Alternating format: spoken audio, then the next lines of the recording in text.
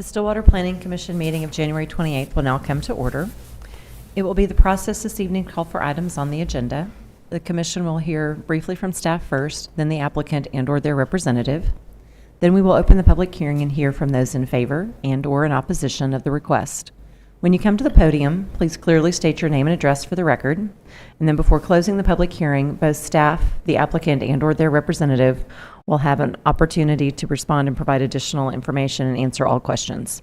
After all interested parties have spoken, the public hearing will be closed, and then we will hear closing remarks, pardon me, and alternatives from staff. With that, we'll start with the public hearing items on the agenda. The first item is for a map amendment. That's MA 25-15. And I believe that this, we've had a request to withdraw this.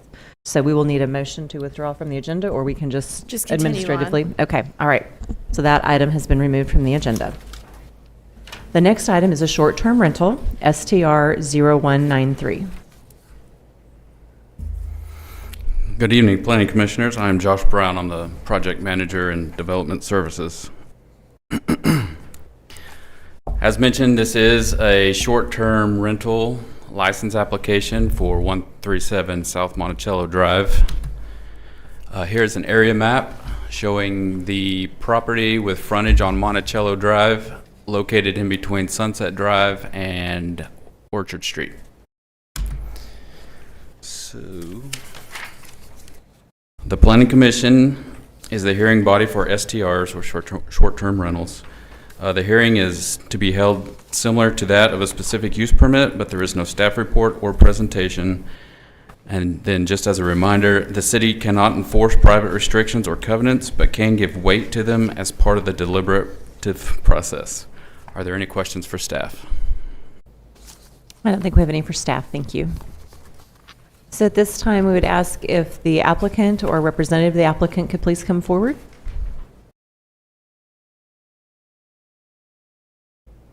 Hi.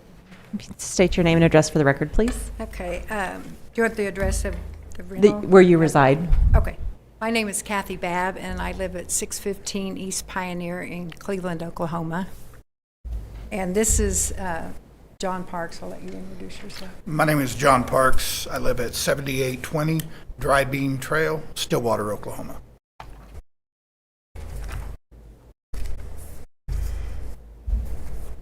Do you want me to present something, or? If you could just maybe just tell us a little bit about the property and how it will be used, Okay. that sort of thing. Okay. The property we bought in 2012 when my daughters were students at OSU. And when they moved away from Stillwater, we rented it to college students. And it got in quite a bit of disrepair through the years. And so last fall, I had a major renovation of the outside and inside, and John was actually the project director. We intend to use it as an Airbnb. My daughter and son-in-law. Ma'am, I'm sorry, they can't hear you in the back. Can you I'm speak into sorry. the microphone? But you can push it down a little bit. Is that better? Yeah. Okay. Yeah. My daughter and son-in-law have used Airbnb successfully and been happy with the vetting process that they use. John and his wife Karen are going to be the property managers. We're not going to allow large parties. It's going to be 8 people or less staying there. Quiet hours will be from 11 p.m. to 8 a.m. Maximum of 8 people there. No pets, no smoking. I think that's it. Basic rules of what we're going to require of the guest staying there. Is there a minimum stay? Minimum number of nights? 2 nights.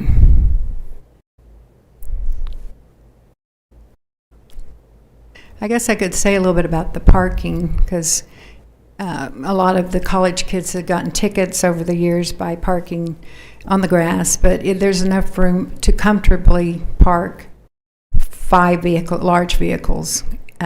There's like a circle drive, there's a driveway in front of the garage door, and then there's like a brick paver pad that will hold additional parking. Will you have any restrictions about local people renting it?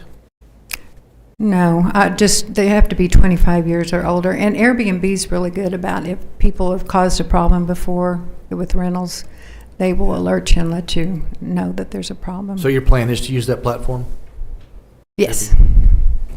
And mainly our target is for people coming in like for Dad's Day or Mom's Weekend or Oklahoma State events. That's who we're targeting. So basically, this was a college rental, and the college students destroyed it. And now you're looking to move to a clientele that's going to take better care of your property. Right. Because we had, like they had to leave the house like they found it to get their deposit back. And it was constant, like a lot of work. And then there were some things that, they didn't get their deposit back, but we still had a lot of work to do after they left. So you think the property will actually stay in better condition? I do, and Okay. John and Karen are in town, and they are by the house a lot. I'm in town a lot, and I check it out, and we have security cameras in the back to make sure nothing's going on back there, and then a Ring doorbell that shows if extra people are coming in. John, you'll be available for on-call emergencies, any disturbances, things like that? Absolutely.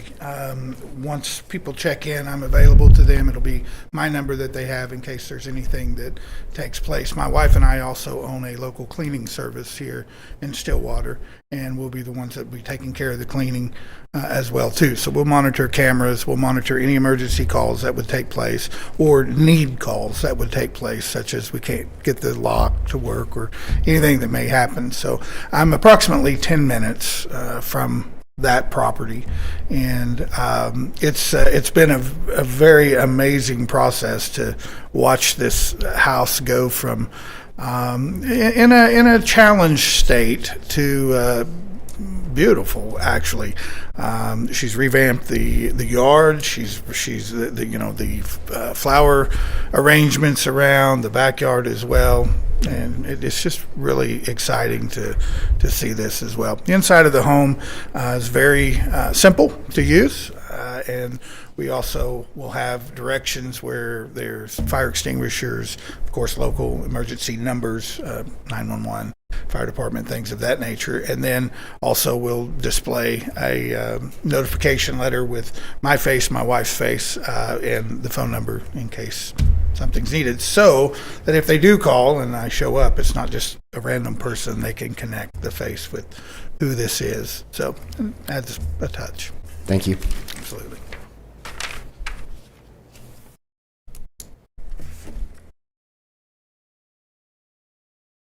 And could you tell me again, how long have you owned the home? We bought it in 2012. 2012, okay.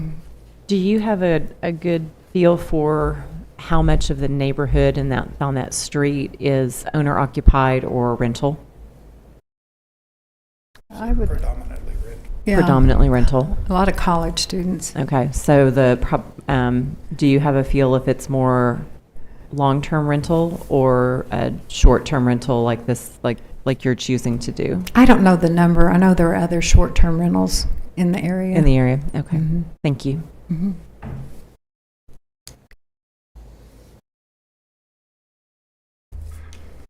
Any other questions from the commissioners? All right, thank you very much.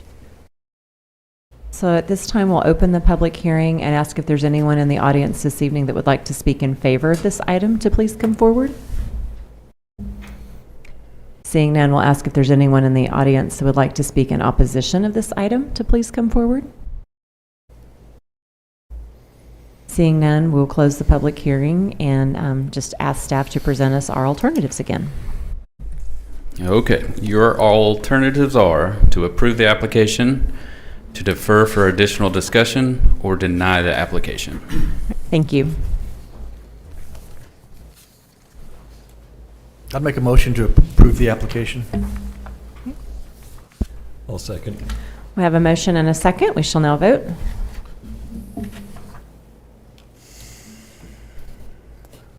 Motion passes 5-0. Next item on the agenda is a map amendment, MA 24-16, and we shall hear from staff first. Okay. So, here we go. All right. As stated, this is a map amendment. This is for 55 West 6th Avenue, or also known as 5499 West 6th with Payne County. This is to rezone a portion of the lot from commercial general to two-family and multifamily residential. Here is an area map of the property. The red line that you see kind of towards the top, that is the city limits boundary line. There is a tiny boundary that, tiny boundary of this lot that abuts 6th Avenue, but for the most part, this is landlocked from the public right of way. Let's see. Okay, so this is an aerial view. As you can see, O'Reilly Auto Parts is located directly to the north. The Country Club Basin subdivision is to the southeast, and the Crosswind subdivision is directly to the south. This is a view from West 6th Avenue. The subject property is actually in the back there towards, or closer to the tree line. There is another lot that fronts onto 6th Avenue that is also vacant. All right, here's a zoning map. The subject property is outlined in the black polygon. Two zonings currently on the lot, commercial general and two-family and multifamily residential. The applicant wishes to rezone to bring the entire lot to two-family and multifamily. Okay, this is the future land use map.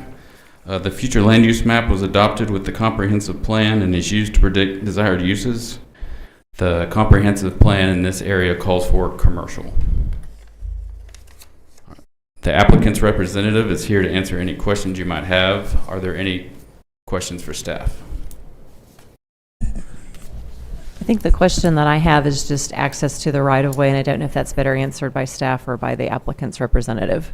Probably better by him. However, I'm pretty sure there is a private access easement. Okay, thank you. Mhm.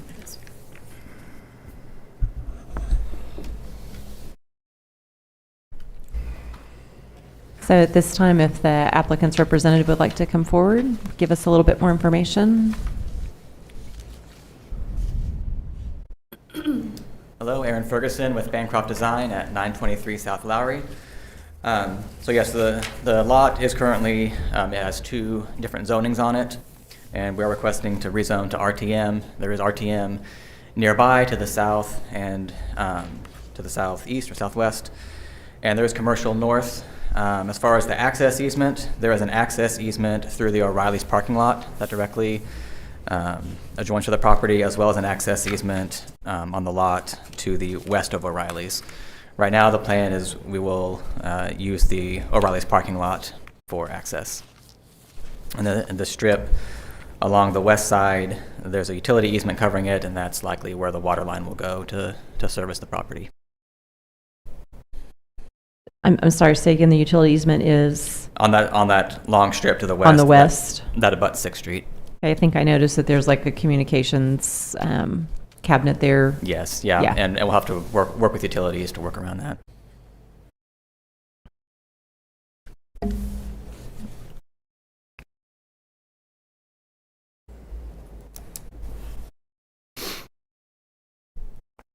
So I think I'm a little stuck on the access easement. So it's a private access easement, is that correct? Yes.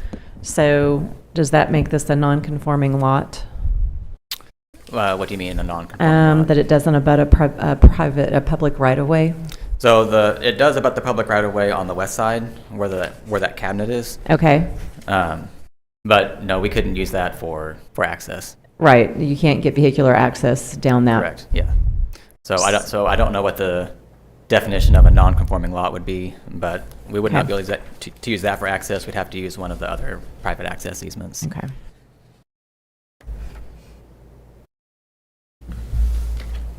And if it was going to be developed commercial, we would still use those access easements. So we're just requesting that it be zoned to two-family, so the whole thing is one zone. And no matter what it's developed at any point in the future, that they would have to use the current access easements. Which one of these buildings is O'Reilly's on this map I have? The east? The one on the east. east. Far Yes. east. So what does it actually mean to have an access easement through their parking lot? It means that the subject property has the right for any use of that property to go through the O'Reilly's parking lot. that O'Reilly's can't block it off and prevent access to the site. So does that mean if they build homes there or whatever they build, that the residents will be going through the O'Reilly's parking lot? Yes. But that was something that O'Reilly's would have agreed to Yes. in the time of their portion being built. Is that correct? Yes. And then if it is on their property and it's not a public access, then whose responsibility is it to maintain that vehicular access? So for emergency vehicles and such back to this development? So we've had discussions with FI already, and my understanding is O'Reilly's would be responsible since it is their property. They're just granting access to the subject tract to use their property for means of gaining access. And is there an agreement from O'Reilly's that they are willing to maintain a private drive for public access? Yeah, that's part of the stipulations of having an access easement is they have to maintain access through it. And So they can't block it, but I guess what I'm getting at is who's responsible to keep a street to city standard for, say, a fire truck? Sure. So I don't know all the stipulations within that access easement, but my understanding is that the developer and O'Reilly's will probably collaborate in some fashion as far as maintenance and access would be. But right now, there's already an access easement, and it's O'Reilly's parking lot, and O'Reilly is responsible for any maintenance to their parking lot.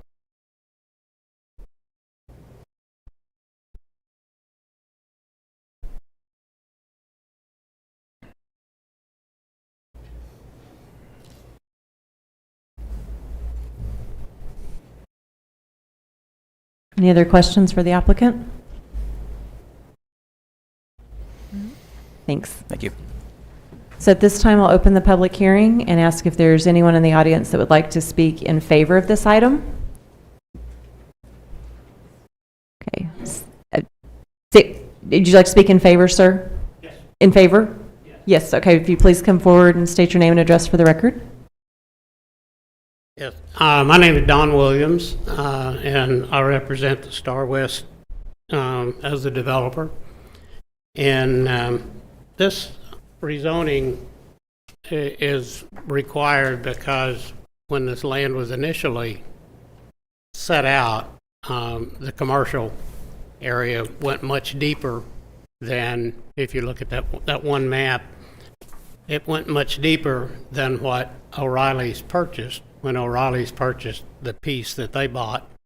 And in order to keep from having a dead spot in between O'Reilly's and the area that's zoned back there for multifamily, we need to rezone this section to be able to have a contiguous 5-acre tract behind O'Reilly's. And what we intend for this is to have a very low density project on this property. In other words, with the R2 zoning, we will not have, huge apartment buildings back there. They're going to be all single-story duplexes. So our density will not be very high on it. And so we do request that we rezone this section to be able to allow us to use the entire 5-acre tract. And I'd be glad to answer any questions that y'all have.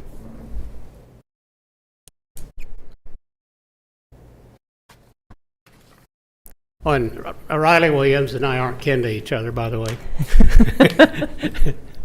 He probably wanted me to say that. I'd claim him, but Appreciate that. So, Mr. Williams, you were involved when this was originally platted and sold, the piece that O'Reilly's has. yes. Do you have any information and you could elaborate on this access easement? I've seen that access easement. I can't recall it off the top of my head. I was looking through my file, but my files are not that good to be able to pull it out. But that, I don't know, do you remember Bourbon Street? which is west, okay, that's an access easement that goes down through that development and accesses, well, there's apartments back in there, there's several things. And it's kind of a common way to be able to access through another property to get to the property, is to use the access easements. And this, they are typically designed to allow the entity that dedicates the access easement has a responsibility of maintaining it in the absence of like a homeowners association or some type of association. But in this case, the responsibility for the upkeep is on O'Reilly's. But I can't read you the document because I don't have it in front of me. Okay. And then you stated that the thought is to go with low density, and here, even though the comprehensive plan has this for commercial development, you're thinking low density R2? Yeah, it's considerably less density than what a commercial would be, what a commercial development would be, or what the R3 zoning that's back behind it would allow. And the low density works back there because of what somewhat limited access by coming through that. I know we've met with the fire department, and the access through that parking lot will be a designated fire lane, which it's one now, but it's not designated as such. So would you happen to know that pavement that's there now, is it rated to be a fire lane? It will be a fire lane. But do you know if the improvements that are currently there in the parking lot at O'Reilly's, or they currently meet the standard for a fire lane? It's not marked. By talking to the fire marshal, he said it is a fire lane, but it's just not marked. So the fire lane comes in and goes down. So in order to, you're required to provide that fire lane within 150 feet of any portion of the building. And so that 150 feet is a designated fire lane as it is. Okay. But it just happens not to be marked, Okay. which it will be. I say it's hard to tell if there's a hammerhead turnaround on there from this document, so I don't know if there is or not. So no. Okay. All right. I think that's the question. The only question I have. Okay. Anybody else? I might commend you guys for having a full full contingency of people. I'm impressed. All right. Okay. Well, thank you very much. I appreciate it. Thank you. So at this time, I'll ask if there's anyone else in the audience that would like to speak in favor of this to please come forward. Seeing none, I'll ask if there's anyone in the audience that would like to speak in opposition, or if you have a question, if you would come forward.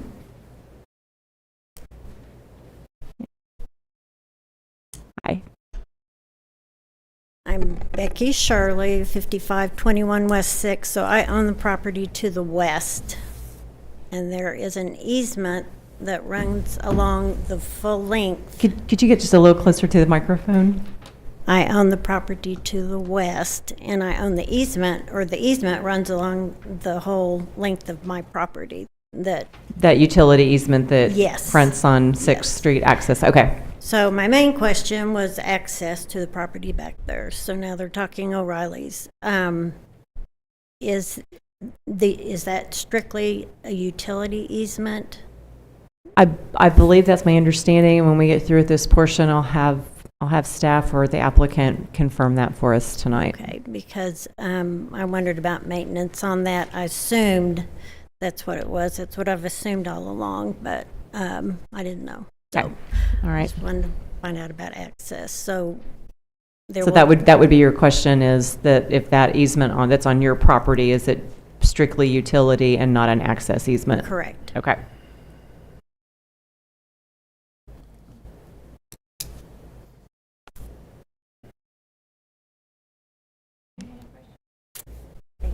Thank you. At this time, I'll ask if there's anyone else in the audience that would like to speak in opposition of this item. Seeing no one, we would allow to have staff or the applicant to answer the question that's been raised on the utility easement. Okay. So this might answer a lot of questions. I do have it's kind of a site plan with the access easement. All right, here we go.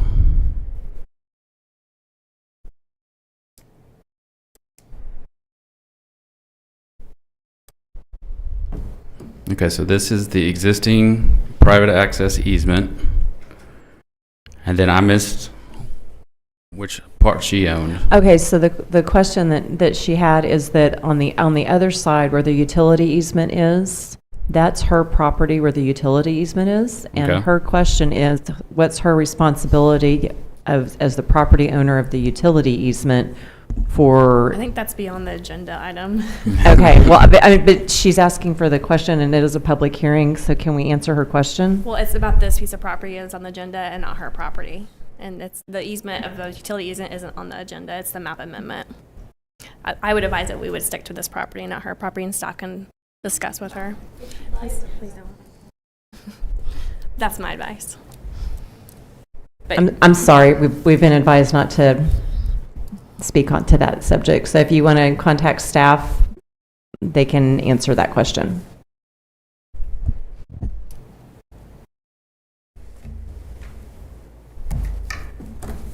Okay, I think that's it. So we'll close the public hearing and ask staff to provide findings and alternatives for us.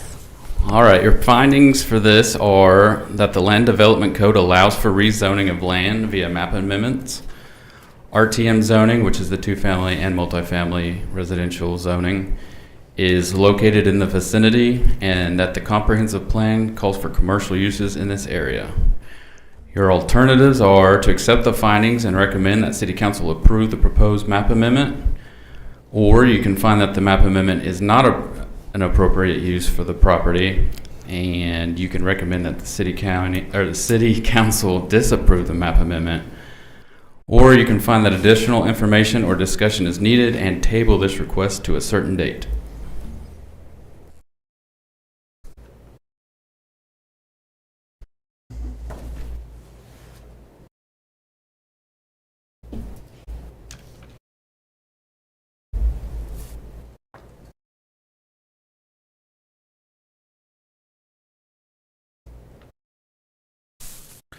I guess I'm curious, is it beyond our purview to care about whether or not O'Reilly's and the developer have the access worked out? I mean, it's not really us to decide or discuss that, is it? I mean, I think in my mind, it's if you've got a private access for a development, how large of a development you would have to come across there. If this is the density, I think is more the question I have about what would go back there. And then I'm a little torn with the fact that the comprehensive plan kind of has this whole zone as commercial.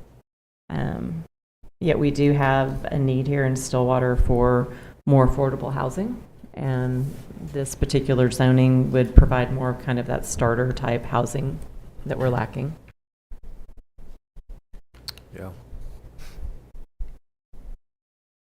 And it would seem like it would be a very limited number of commercial businesses that would choose that location off of 6th behind O'Reilly's to do anything with. Mm-hmm.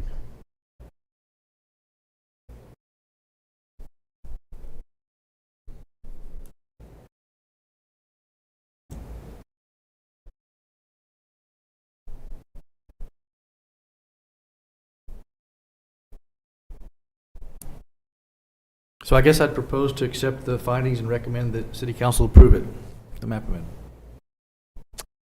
We have a motion. Is there a second?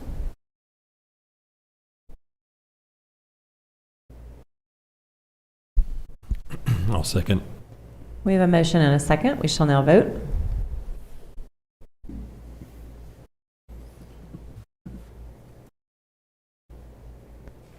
Motion passes 4 yes, 1 abstain.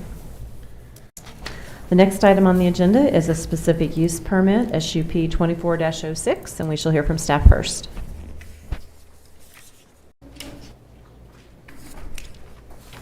Okay, this is a specific use permit request at 1600 North Perkins Road. The request is to allow the use of vehicle and equipment sales and services in commercial shopping zoning district. This is an area map of the property. As you can see, it has frontage along North Perkins Road. This is located in the northern part of town.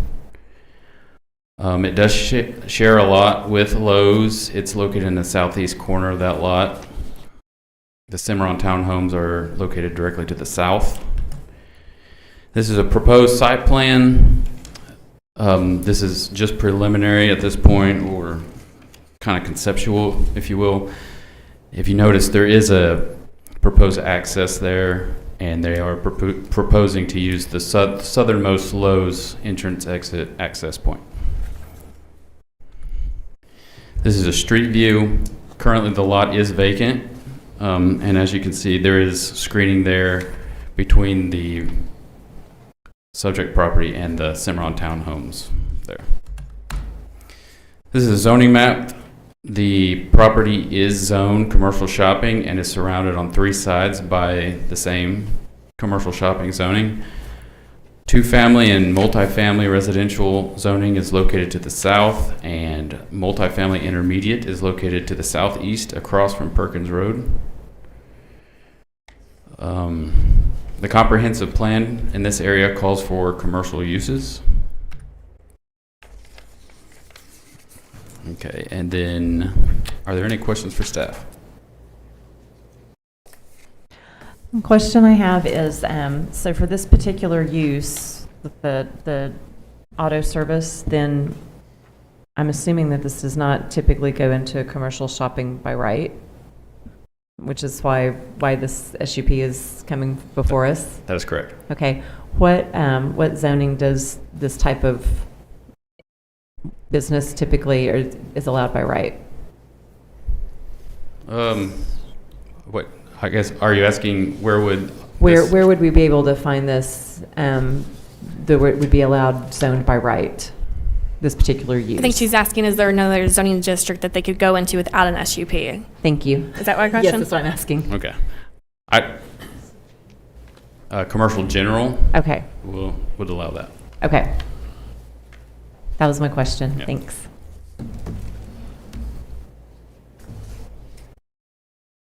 Are there any other questions from commissioners? No? Okay, thank you. So at this time, we'd ask if the applicant would like to come forward. Good evening, Commissioners. My name is Juan Vasquez with Vasquez Engineering, 1919 South Charlotte Road, Garland, Texas, 75042. I'm here representing Discount Tire Company. Discount Tire Company is one of the largest tire dealers in the country with over 1,200 stores. There's several stores here in Oklahoma City, Martinsville, Tulsa, so we've done them all over the country. Discount Tire, if you don't know, only does tires and wheels. There's no alignments, there's no battery, there's no grease, there's no lube, there's no transmission, there's no body work. Everything is done just tires and wheels. Everything is conducted within the building, nothing's conducted outside. There are no tires stored outside, everything's stored inside the building. This is a national retailer, and they're entering into an agreement with Lowe's to purchase a portion of their land. As you know, Lowe's, Home Depot, those large shopping centers typically buy large pieces of parcel. They put a large parking lot on it, and then after a while they go, maybe we can carve out an acre for a use. And so you'll see throughout the country, you'll see quick service restaurants, small little retail located within a Home Depot or a Lowe's, and this is how they come to fruition. And so we're looking at 0.85 acres for this site. Discount Tire is open Monday through Saturday, Monday through Friday, 8 to 6, and closed on Sunday. And they close at 5 on Saturday. So unlike a QSR that could go in this location, we're closed when everybody else comes home from work, and we're not open on Sundays. I know there was an issue in regards to that Josh brought up to me earlier this week about Potential noise from our development, we're located in a commercial shopping center, in Lowe's. We're next to Perkins Road, which is a large thoroughfare. You have a railroad track behind us as well, so we're in a urban, noise level portion of the city, so you are going to have some noise. This measurements, our building is approximately 105 feet from the closest townhome to the south of us. Our parking lot is set off the property line, so there is that 16-foot buffer. There is the trees that are going to remain. You got the wood fence, of course, that we'll have to reset it once we do our grading and stuff for the developments. Our access will be through the Lowe's parking lot, and similar to the case before, these are two national retailers that are going into business. There'll be an agreement, maintenance, who's taking care of what. So this is something that's not new to them. So this is something we do all day. And so access will be through the Lowe's parking lot. There'll be no direct access to Perkins. There'll be no access to, of course, the townhomes to the south of us. And as you can see from our site plan, it's pretty small. Don't have that much parking there, so there's not a lot of cars coming in and out and stuff. Be happy to answer any questions you may have. So could you tell me again your hours of operation? Monday through Friday, 8 a.m. to 6 p.m. Saturday, 8 a.m. to 5 p.m. Closed on Sunday. No early bird drop-off, no cars overnight. Okay, no drop-off and no overnight parking? No, ma'am. Okay. No, ma'am. We're open, we open at 8 o'clock. You can come at 8 o'clock. We do a lot of stuff online for appointments, so you're not sitting there all day waiting for your vehicle. How many bays? 6 bays, 3 doors, 2 bays per door. Noise would be my primary concern, but Just be impact wrenches that are inside the garage. and the doors would open to the north, I The believe. doors would face south. parking lot. That's the only way that we fit on that property there. The doors would face south? Or, I'm getting my direction wrong, they'll face the townhomes. Yep. If you go back a Oh. couple more pages in the packet. Okay. Yeah, oh, that's what that's telling me. Yeah, or go back one, no, go the other way. Flip it over, right there. Gotcha, thanks.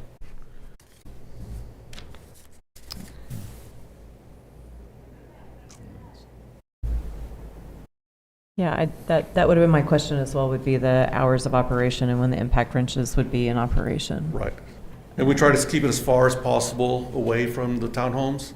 So we are facing the side of the buildings. The townhomes run parallel to Perkins, so the front doors face Perkins or face the rear of their property. So we'll be facing the sides of their buildings. I think there's 3 buildings that kind of are in the area of our development. And like I said, we're a little bit over 100 feet away from the garage bay. So you probably will hear something, but you'll hear the cars from Perkins Road as well, and you'll hear the commotion in Lowe's. I think Lowe's closes at probably 9 or 10 o'clock every day. And they open at 6 or 7. Thank you. Any other questions? Thank you very much. Thank you. So we'll open the public hearing at this time and ask if there's anyone in the audience that would like to speak in favor of this item to come forward. Seeing none, I'll ask if there's anyone who would like to speak in opposition of this item to please come forward. Kenny Hallman, 307 West Burris Road. I am the president of the HOA there at Cimarron Townhomes. And a big concern of ours is the noise. And if he says the doors open to the south and you get a north wind, it's going to travel.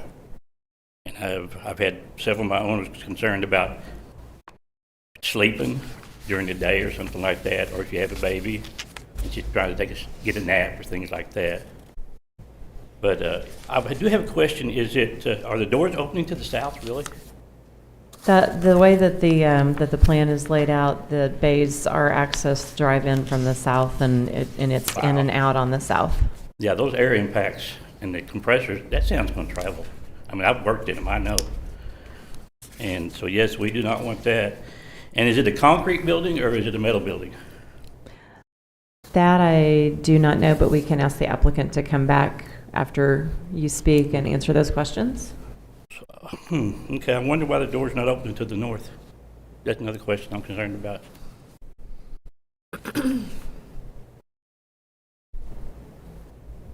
Did you have any other questions, No, I sir? think that's it. Okay, thank you. Thank you. We'll ask if there's anyone else in the audience. I don't see anyone else in the audience who hasn't spoken. So at this time, we would allow the applicant to come back and address those questions. So the building is a masonry type building, so it's no metal as far as the metal construction. So it's a split face block, typically what they use, 26 feet high. As far as the bays facing, this is the only way we can make the site work. Being a national retailer with, over 1,000 stores, we take this seriously. That's something to take lightly. So we've been looking at this property probably for over a year, trying to get it the way that it fits and works operational wise for Discount Tire and also for Lowe's as well. So we have direction from them as well on how we need to fit on their property, not as to not obstruct their business as well. So south is really the only way that we can, make the site plan work, for Discount Tire and for Lowe's. I'm going to assume that the way that you've got this laid out, that your techs are probably driving the vehicles in and out of the bays. Is that correct? Typically, they'll let you drive your car in Okay. as well, because in doing tires and wheels, you're not there very long, and so. Okay. And I'm going to assume that that if you were to flip it, then you're going to have people that are going to be trying to pull out into a through drive lane, and that you've done it this way to minimize potential vehicular We're trying to collisions. trying to keep Discount Tire traffic with Discount Tire and keep Lowe's traffic with Lowe's traffic. Right. So then I think a question I would ask then about the noise concern, is it standard practice for the doors to be up or down? They're open while they're working. So they're open while they're Yes, working? Okay, so there's nothing to really stop the sound? Yeah. Yes. Okay. Right. If they're not, if they got 3 doors, if it's a slow day, they'll know, if they're not working on bay, they'll close the door. But when they're working, the doors are open. Doors are open? Yeah. Okay. All right, I think that answers the question. There's on this map, there's looks like existing 8-foot wood fence Yes, sir. and a retaining wall. Does the retaining wall exist? No, the retaining wall would be new. Okay. We How need tall it will to- that be? Probably 3 or 4 feet tall. We Okay. need to change grade because the site kind of slopes off there, so we gotta kind of flatten it out. So no noise abatement at 3 feet, really? No, but if that's going to if that's what we need to do, I spoke to Discount Tire this morning, and we can't control what Lowe's does. We cannot control what we do on our 0.58 acre tract, but we are agreeable, to replacing the 8-foot wood fence with an 8-foot high masonry screen wall. I said, we got stores all over the country. We're not here to make enemies. Yeah. Well, I'm no expert, but that would seem like that would be helpful. Mm-hmm. Oh, yeah, yes, of course. You do it all the time for residential homes. Masonry is going to absorb more sound. It's going to be a better sound buffer because it'll dampen the sound with the Yeah. weight of We've the done them all over the country. masonry. It's not an issue for us. On this property, where are the compressors located? Compressors as Air compressors for the guns? oh, they're inside the building. Inside the building? Yeah, Okay. towards the back wall, which would be the opposite, the north wall. north wall. Because you pull in to the bays, and then all the equipment and stuff, and tires and stuff, the mezzanine level, and then you have all the everything's up towards the rear. Okay, all right, thanks.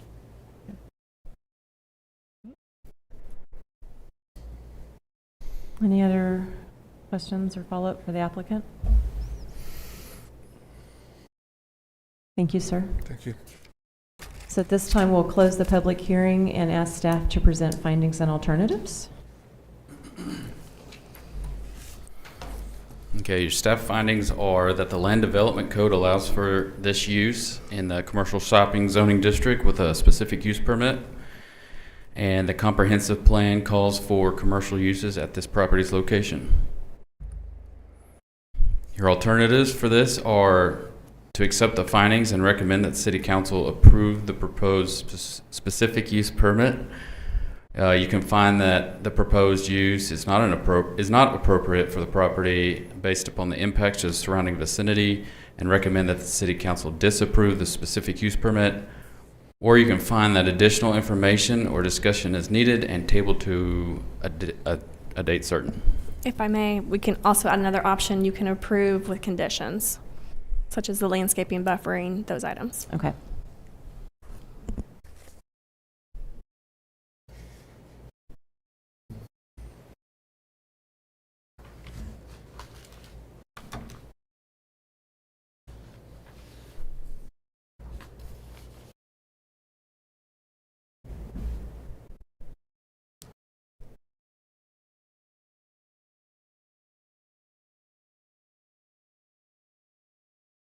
So I would say the applicant has offered to do something a little bit different based on the concerns of the neighbors for the buffering for the sound.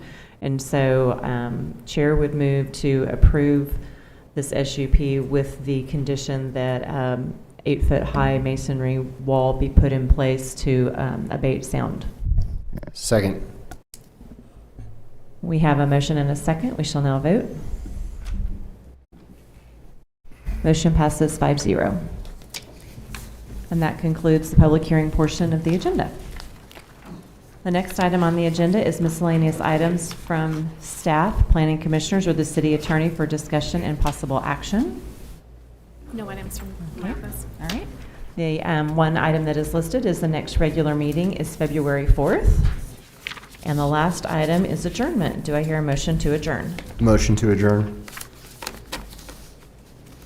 Second. We have a motion and a second. We shall now vote. Motion passes 5-0. We are now adjourned.